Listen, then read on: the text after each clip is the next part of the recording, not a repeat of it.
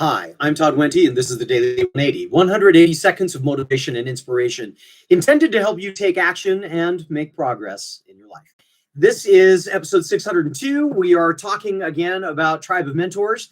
Hopefully you appreciated my last video on restarting, and we're restarting as we go through the rest of Tribe of Mentors. Hopefully, by the time we get to 1,000 videos, another 400 videos, I should be able to get through all of Tribe of Mentors. We'll see how things go. I may get sidetracked along the way, and I'll explain why as we go.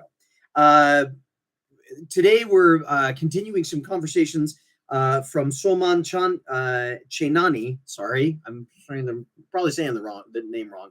But in here, one of the things that he said was the best lesson that he ever learned from one of his failures was about a film project that he showed it to somebody. Somebody said, you should really change it. And then he showed it to the rest of the faculty, and they all said, wow, that really sucked, man.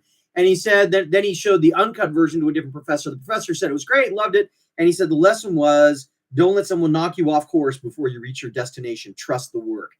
I cannot think of how many times I have gone to well-meaning people and said, what do you think about this? And sometimes they've given me great information and great encouragement about the ways to do things. But when somebody says, I think your idea sucks, I think you need to go off in a different direction, I think you need to take this idea and do this instead, I have regretted it every time I've taken that kind of advice.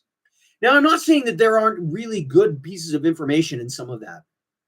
I can remember one time that I was talking to an individual and I was saying, this is what I think I want to do. This is the kind of project I want to work on, blah, blah, blah. What do you think? And the person looked at me and said, Todd, I'm not sure that that project lines up really well with what you are trying to do. He said, I like the direction that you're going, but I'm not sure that what you're trying to accomplish is going to be accomplished by doing that kind of a project. Let's talk about it a little bit. The individual had tremendous experience in the area of podcasting, of video, of getting a message out, which is really what I wanted to do. And so as I sat down and listened to him, I said, you know what, you're right. I need to come back to the drawing board. I need to take a look at it. And I need to do it a little bit differently. He was very supportive of my approach, but he was also very, very clear about what works, what didn't, and whether or not that was going to work for me.